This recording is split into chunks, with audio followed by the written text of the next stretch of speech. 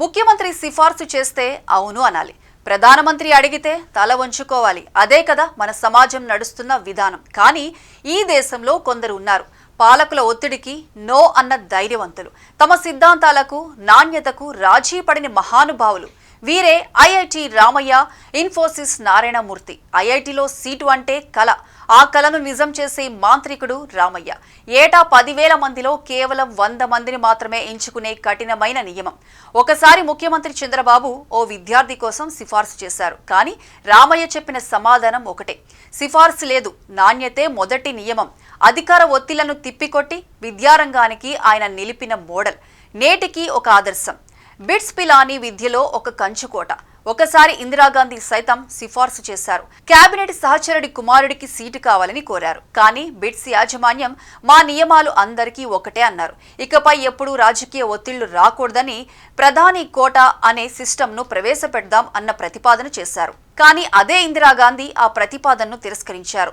విద్యా వ్యవస్థలో సిఫార్సులకు అవకాశం కల్పిస్తే భవిష్యత్తులో అనేక మంది అధికారులు, నాయకులు సీట్ల కోసం ఒత్తిడి చేయవచ్చని, దీనివల్ల విద్య నాణ్యత దెబ్బతినవచ్చని గుర్తించిన అప్పటి ప్రధాని ఇందిరాగాంధీ విద్యా సంస్థల్లో సిఫార్సుల విధానం వద్దని తేల్చి చెప్పారు. భావితరాల పౌరులను తయారు చేసే విషయంలో నాణ్యతకు భంగం కలగకూడదని స్పష్టం చేశారు. ఇది సంస్థల విలువలు, సూత్రాల పట్ల చూపిన గౌరవానికి నిదర్శనం. ఇన్ఫోసిస్ ప్రపంచానికి భారత ప్రతిభను పరిచయం చేసిన సంస్థ. ఆ సంస్థ స్థాపకుడు నారాయణమూర్తి. ఒక్కసారి ముఖ్యమంత్రి వైఎస్ రాజశేఖర రెడ్డి సిఫార్సు చేశారు, నా పరిచయం ఉన్నవాడి కొడుకుకు జాబ్ ఇవ్వండి అని. నారాయణమూర్తి వెంటనే ఆ యువకుడిని ఇంటర్వ్యూ చేశారు. నైపుణ్యం తక్కువని గమనించి ఉద్యోగం కాదు, స్టైఫెండ్ ఇస్తామన్నారు. టాలెంట్ లేకుంటే ఇక్కడ ఉద్యోగానికి అవకాశం లేదని స్పష్టంగా చెప్పేశారు.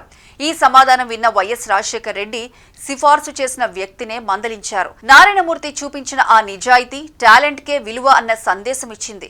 రామయ్య, బిట్స్ పిలానీ, నారాయణమూర్తి ఇవాళ మనం చెప్పుకునే గొప్ప పేర్లు కాదు, తరతరాలకు దారి చూపే దీపస్తంభాలు. పాలకుల నుంచి ఒత్తిడి ఎదురైనా తమ సిద్ధాంతాలను వదులుకోలేదు. ఈ దిగ్గజాల నిర్ణయాలు సమాజానికి ఒక స్ఫూర్తిగా నిలుస్తాయి.